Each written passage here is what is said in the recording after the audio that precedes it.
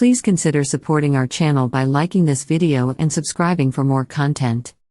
In the realm of cinematic folklore, few creatures have captivated audiences and haunted our imaginations quite like vampires. These seductive and immortal beings of the night have been a staple of the horror genre for decades, captivating viewers with their blend of allure, power, and an insatiable thirst for blood. Over the years, the portrayal of vampires on the silver screen has evolved, ranging from terrifying and monstrous figures to complex and sympathetic antiheroes. In this video, we will explore the realm of vampire movies and delve into some of the most outstanding examples that have left an indelible mark on cinema history. From the classic tales that shaped the genre to modern interpretations that have reinvigorated our fascination, we will unravel the allure of these nocturnal creatures and discover the best vampire movies that have enthralled audiences throughout the years.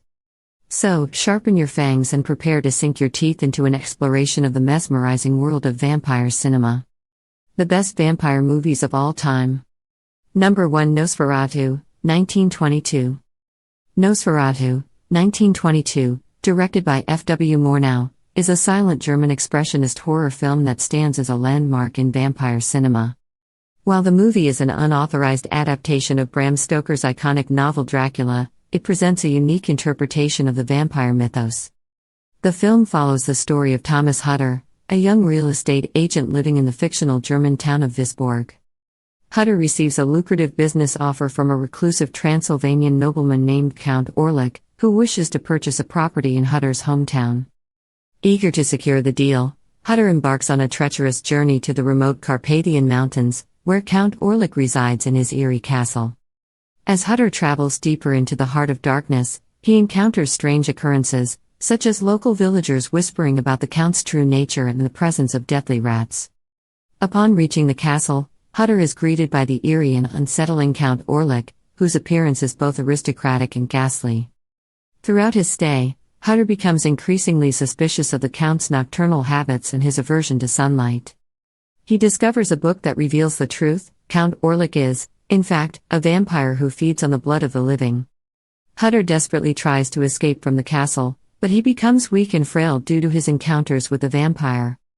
Meanwhile, back in Visborg, Hutter's wife, Evelyn, is plagued by terrible nightmares and a growing sense of impending doom. As Count Orlik embarks on a journey to Visborg, bringing with him a cargo of coffins filled with plague-ridden rats, the town falls into chaos. Hutter returns to warn the townspeople about the vampire, but his efforts are met with skepticism and disbelief. In a race against time, Evelyn takes it upon herself to confront Count Orlik and save her town. She sacrifices herself to the vampire, distracting him until the first light of dawn, at which point he is consumed by the sun's rays, disintegrating into dust. As the film concludes, it is revealed that Ellen's sacrifice has defeated the vampire, but at the cost of her own life. The story ends on a melancholic note, emphasizing the tragic nature of the battle between humanity and the forces of darkness. Nosferatu is renowned for its eerie atmosphere, haunting visuals, and Max Schreck's iconic portrayal of Count Orlik. It remains a defining work in vampire cinema and a testament to the enduring power of silent horror films. Number 2. Let the Right One In, 2008. Let the Right One In, 2008, directed by Thomas Alfredson, is a Swedish romantic horror film based on the novel of the same name by John Ajvide Lindqvist.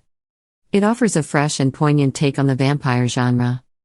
The story takes place in the early 1980s in a suburb of Stockholm, Sweden. Oscar, a 12-year-old boy who is frequently bullied at school, lives a lonely and isolated life. One night, while spending time in the courtyard of his apartment complex, he encounters a mysterious girl named Eli moving into the adjacent apartment. Eli, who appears to be around Oscar's age, is revealed to be a vampire. Despite her dark secret, a unique bond develops between Oscar and Eli. They form a deep connection, finding solace and understanding in each other's company. As their friendship blossoms, Eli teaches Oscar to stand up to his bullies, empowering him to confront the tormentors who have made his life miserable. Meanwhile, Eli's protector and caregiver, Håkon, faces challenges in acquiring fresh blood for her survival. However, as the bodies start piling up in their small community, suspicions arise, and the authorities begin to investigate the mysterious deaths. Oscar's growing realization of Eli's true nature coincides with the escalating violence surrounding their lives. In a climactic sequence, Oscar's bullies plan a revenge attack on him, but he fights back with newfound courage and the knowledge that he has a powerful ally in Eli. Together, they eliminate the immediate threat, further solidifying their bond. Ultimately, Hokon's actions to sustain Eli's existence catch up with him, and he faces a gruesome fate. Meanwhile, the community becomes increasingly aware of the disturbing presence lurking in their midst. In the end, Eli makes a heart-wrenching decision to leave Oscar behind in order to protect him from the dangers of her vampiric nature. She departs, leaving Oscar with a mix of grief and an understanding that their time together was extraordinary and irreplaceable. Let the Right One In is celebrated for its atmospheric cinematography, subdued performances, and its exploration of themes such as love, loneliness, and the blurred lines between good and evil. It transcends the traditional vampire narrative to deliver a haunting and bittersweet tale of friendship against a backdrop of darkness. Number 3. Abbott and Costello Meet Frankenstein, 1948. Abbott and Costello Meet Frankenstein, 1948, is a comedic horror film directed by Charles Barton. It is a crossover movie that combines elements of horror with the comedic talents of the popular comedy duo, Bud Abbott and Lou Costello. The story begins with Lawrence Talbot, also known as the Wolfman, played by Lon Chaney Jr., seeking out the help of freight handlers Chick Young, Bud Abbott, and Wilbur Gray, Lou Costello. Talbot warns them about the dangers of delivering 2 crates to McDougal's House of Horrors, which contain the remains of Count Dracula, Bela Lugosi, and the Frankenstein monster, Glenn Strange. Chick and Wilbur, being skeptical, dismiss Talbot's warnings. However, the crates mysteriously disappear, and the duo finds themselves embroiled in a series of supernatural events. They encounter Dr. Sandra Mornay, Lenore Aubert, a mad scientist who has aligned herself with Dracula, with plans to revive the Frankenstein monster. As the chaotic events unfold, Chick and Wilbur are pursued by Dracula, who seeks to use Wilbur's brain for the monster's body. The Wolfman, Lawrence Talbot, also joins forces with the duo to stop the monsters and save their lives. Throughout the film, Chick and Wilbur find themselves in various comedic situations, often unaware of the true nature of the monsters they are dealing with. They stumble upon secret passages, mistaken identities, and humorous misunderstandings, all while trying to outwit the nefarious plans of Dracula and his accomplices. The climax takes place during a masquerade ball, where the final confrontation between the monsters and the protagonists occurs. With the help of Talbot's werewolf transformations and some comedic hijinks, Chick and Wilbur manage to defeat Dracula and the Frankenstein monster, saving the day. In the end, the monsters are defeated, and Chick and Wilbur emerge victorious, albeit still bewildered by the supernatural events they have experienced. The film concludes with a comedic twist, leaving the door open for further adventures of Abbott and Costello in the realm of horror. Number 4. Black Sunday, 1960. Black Sunday, 1960, also known as The Mask of Satan, original Italian title, La Maschera del Demonio, is an Italian Gothic horror film directed by Mario Bava. It is renowned for its atmospheric visuals and chilling storytelling. The story is set in Moldavia in the 17th century. It revolves around a witch named Asa Vida, played by Barbara Steele, and her lover, Havudish, Arturo Dominici. Asa and Havudish are accused of witchcraft and vampirism by the local Inquisition and sentenced to death. Before their execution, Asa proclaims a curse, vowing vengeance upon her accusers and their descendants. Asa's punishment is particularly brutal. A spiked iron mask is hammered onto her face, and she is buried alive in a tomb.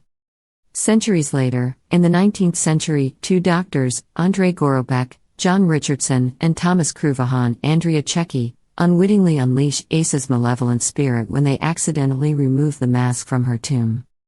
Asa rises from the dead and begins her quest for revenge. Asa targets Katya Vida Barbara Steele in a dual role, her own lookalike descendant, and her brother, Constantine, also played by John Richardson. Asa seeks to possess Katya's body, enabling her to live once again. As the terror escalates, Gorobec and Cruvahan must find a way to stop Asa and break the curse. They enlist the help of a local priest, Father Andrei, Ivo Garani, who possesses knowledge about exorcism and combating evil forces. In a climactic battle, the protagonists confront Asa and attempt to banish her back to the grave. The final confrontation takes place in a desecrated church, where the forces of good and evil clash. Without revealing too much about the ending, Black Sunday concludes with a compelling resolution to the supernatural conflict, leaving an eerie and haunting impression on the viewer. Black Sunday is admired for its striking black and white cinematography, gothic atmosphere, and Barbara Steele's captivating dual performance. Mario Bava's directorial prowess shines through the film's evocative visuals, making it a seminal work in Italian horror cinema. Number 5. Vampire, 1932. Vampire, 1932, also known as The Vampire or Not Against the Flesh, is a Danish-German horror film directed by Carl Theodor Dreyer. It is renowned for its surrealistic and atmospheric style. The film follows the story of Alan Gray, Julian West, a young traveler and occult enthusiast who arrives at a remote village. Strange and unsettling occurrences begin to unfold around him, blurring the line between reality and the supernatural. Alan becomes embroiled in a web of vampiric intrigue when he discovers a mysterious book about vampires and encounters a series of eerie characters. He encounters a doctor who is tormented by a vampire, a disturbed young girl, and an old woman who may be a vampire herself. As Alan delves deeper into the secrets of the village, he witnesses the vampire's influence and its effect on the inhabitants. He becomes determined to unravel the mystery and put an end to the vampire's reign of terror. The film unfolds with dreamlike sequences and haunting imagery, immersing the viewer in a nightmarish atmosphere. Shadows, fog, and a sense of otherworldliness permeate the narrative, blurring the boundaries between the conscious and the unconscious. In a climactic sequence, Alan confronts the vampire and engages in a battle to save the life of a young woman who has fallen victim to the creature. The final resolution of the film is open to interpretation, leaving room for ambiguity and a lingering sense of dread. Vampire is celebrated for its experimental visual style, use of shadows, and its departure from traditional narrative structure. It is considered a classic of early horror cinema, showcasing Carl Theodor Dreyer's unique directorial vision and his ability to evoke an unsettling and ethereal atmosphere. Number 6. A Girl Walks Home Alone at Night, 2014. A Girl Walks Home Alone at Night, 2014, is an Iranian-American vampire film written and directed by Anna Lily Amirpour. It is a stylish and atmospheric film that combines elements of horror, romance, and western. The story takes place in the fictional Iranian ghost town of Bad City. The town is plagued by crime, drugs, and despair.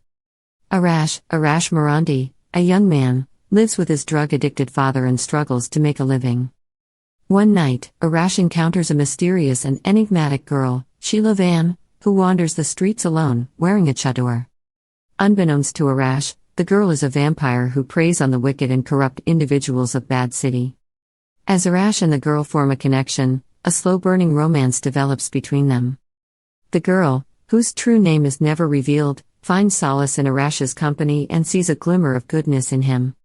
Meanwhile, the girl continues her nocturnal activities, seeking out and feeding on the town's criminals and predators. She becomes a symbol of justice, dispensing brutal punishments to those who deserve it. As Arash and the girl's bond deepens, they face challenges and threats from various sources.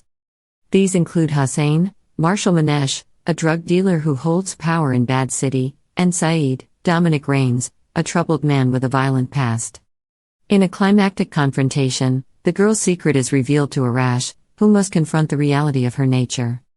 Their relationship is tested as they navigate the complexities of their connection and the consequences of the girl's actions.